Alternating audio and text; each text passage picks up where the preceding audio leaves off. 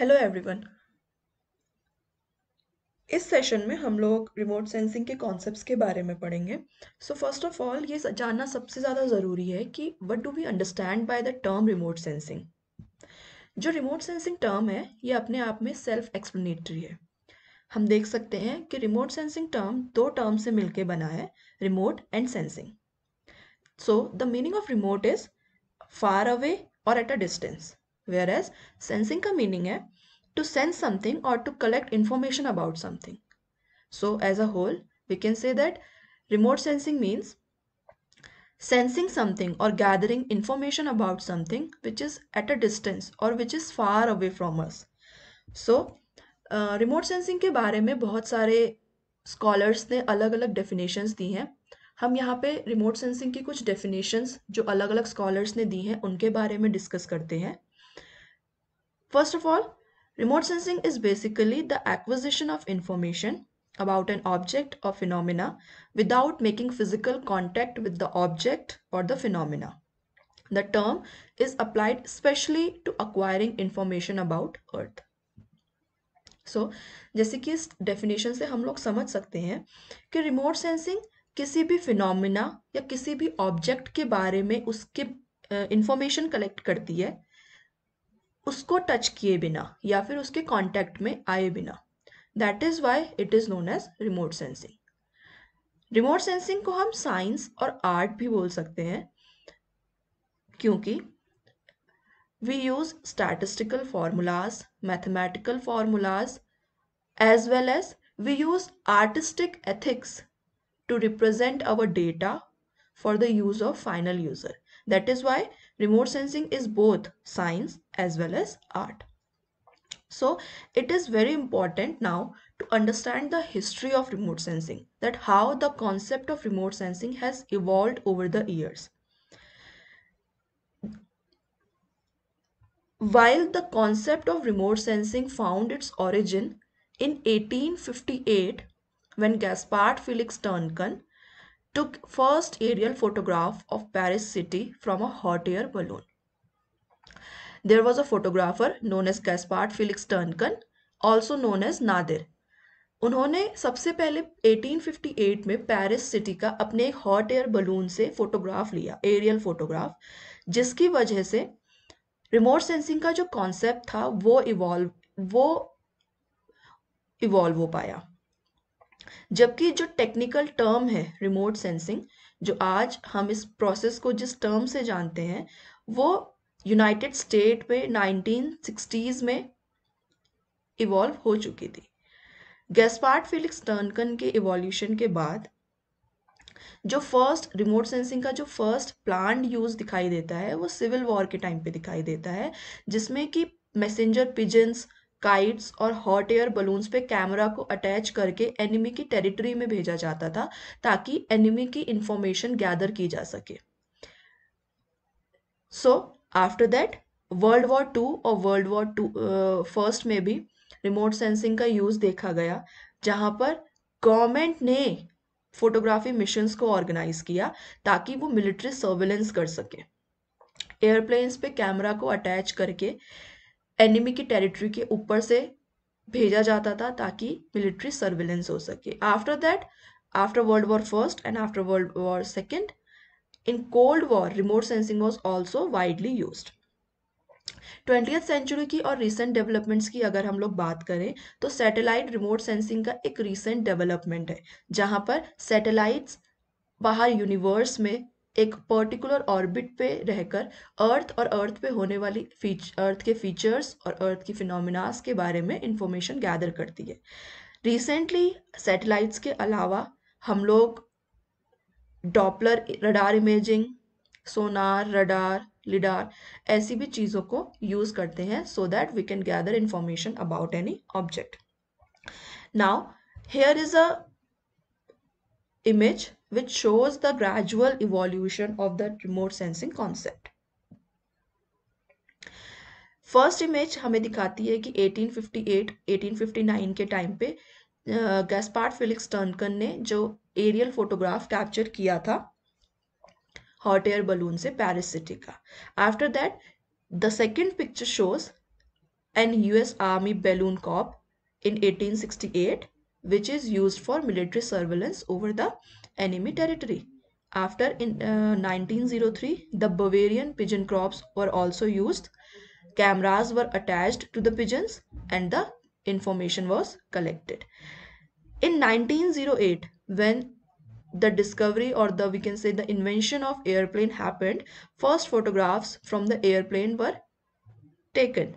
Cameras were mounted on the aircrafts and then aircrafts were used to capture the information about Earth surface features.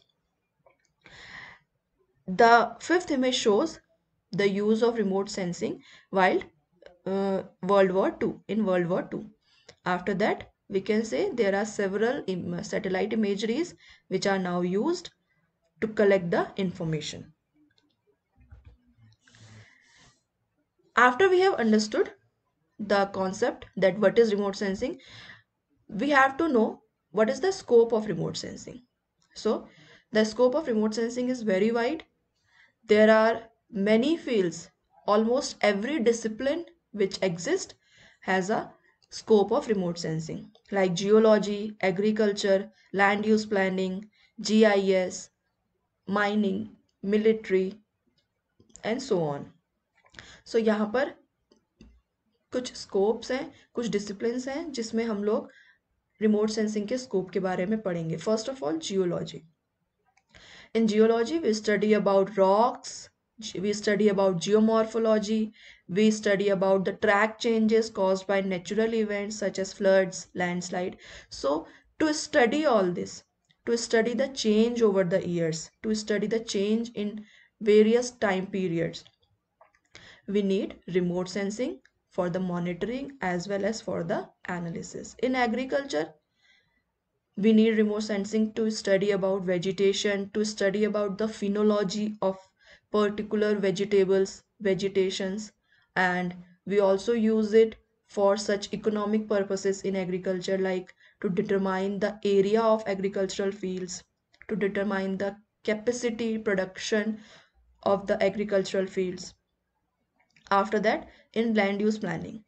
In land use planning, we use remote sensing for the regulations, to implement the regulations of land use, and we also use remote sensing to determine the land use and land cover, to determine the land area and for the planning.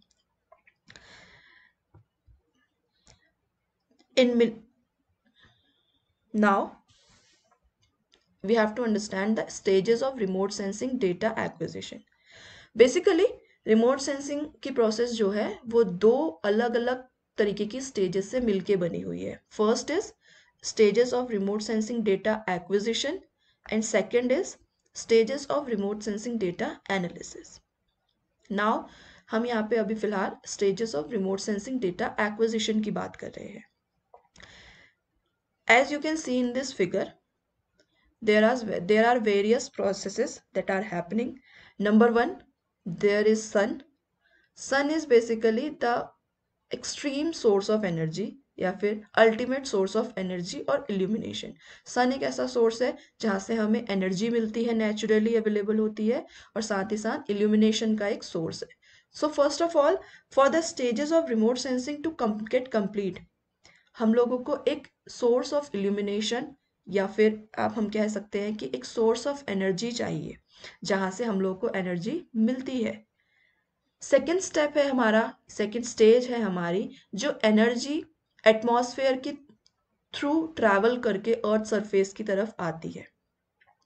जब भी सन की energy earth surface की तरफ आती है तो वो first earth surface तक पहुंचने से पहले एटमॉस्फेयर के कांटेक्ट में आती है. So number 2 depicts the interaction of atmosphere with the EMR और इलेक्ट्रोमैग्नेटिक रेडिएशंस. नाउ नंबर 3 ये बताता है कि जो EMR है, जो इलेक्ट्रोमैग्नेटिक रेडिएशंस हैं, या फिर हम कह सकते हैं कि सन से आने वाली जो एनर्जी है वो अर्थ सरफेस के फीचर्स से टकराती है, राइट. उसके बाद वो फिर से रिफ्लेक्ट होके वापस हमारे सेंसर की तरफ या फिर एटमॉस्फेयर में वापस जाती है, और उसी दौरान वो फिर से एटमॉस्फेयर के कांटेक्ट में आती है. दैट इज वाई फिर से उसको नंबर 2 दिया गया है. अगला स्टेप है हमारा जो हमारी रिफ्लेक्टेड एनर्जी है या फिर हमारी जो रिफ्लेक्टेड ईएमआर है वो हमारे सेंसर को रिसीव होती है, जो कि यहाँ पे नंबर 4 से डिपिक्ट किया गया है। जब भी हमारा सेंसर है, जो हमारा सेंसर है वो ईएमआर को कैप्चर करता है तो वो उसको सिग्नल फॉर्म में कैप्चर करता है और उस सिग्नल फॉर्म को फाइनल यूजर के यूज लायक बनाने के लिए अर्थ पे बने हुए डेटा सेंटर्स पे भेजा जाता है, जो कि यहाँ पे इस फिगर में नंबर 5 से दिखाया गया है। जब भी इंफॉर्मेशन या रिफ्लेक्टेड ईएमआर सिग्नल के फॉर्म में डेटा सेंटर्स को रिसीव होती है, उसके बाद उनका एनालिसिस किया जाता है या फिर उनकी डिकोडिंग की जाती है, जो कि इस फिगर में नंबर 6 से दिखाया गया है। और एट लास्ट वो डेटा फाइनल यूजर को प्रोवाइड करवा दिया जाता है, which is depicted by number 7 in this figure. So until the number 4, the stages are known as stages of remote sensing data acquisition. Why? Because यहाँ तक number 4 तक, stage number 4 तक या फिर लेवल नंबर 4 तक हमारे डेटा का सिर्फ एक्विजिशन हो रहा है। एक्विजिशन या फिर हम कह सकते हैं डेटा का कलेक्शन हो रहा है।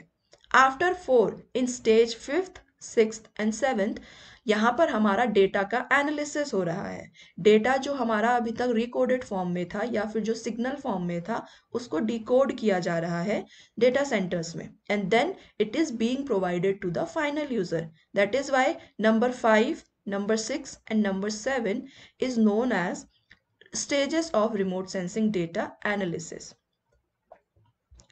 So both these stages, namely stages of remote sensing data acquisition and stages of remote sensing data analysis, together forms the stages of remote sensing. यहाँ पर हम लोग उसको, जो हमने फिगर देखा उसको हम लोग वर्ड फॉर्म में पढ़ सकते हैं।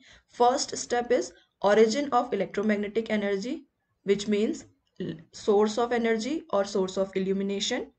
Second is transmission of energy from the source to the surface of the earth and its subsequent interaction with the intervening atmosphere. Third is interaction between energy and earth's surface. Fourth is transmission of emitted or reflected energy to the remote sensor. Fifth, detection of the energy by the sensor converting into photographic image or electrical output. Sixth, recording of the sensor output. Seventh, data processing for the generation of database. Eighth, collection of ground truth and other collateral information. And ninth is data processing and interpretation. So this is all for today's session. In next session, we will try to understand about types of remote sensing and advantages and disadvantages of remote sensing. Thank you so much.